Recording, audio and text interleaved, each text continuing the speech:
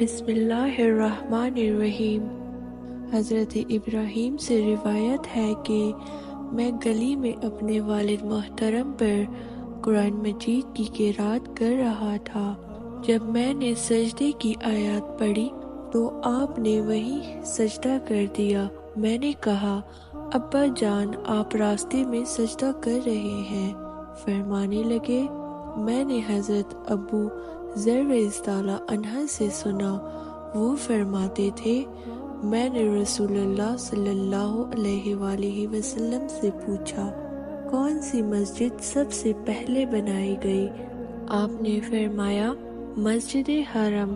میں نے کہا پھر کون سی؟ آپ نے فرمایا مسجد اقصی۔ میں نے کہا ان کے درمیان کتنا فاصلہ ہے؟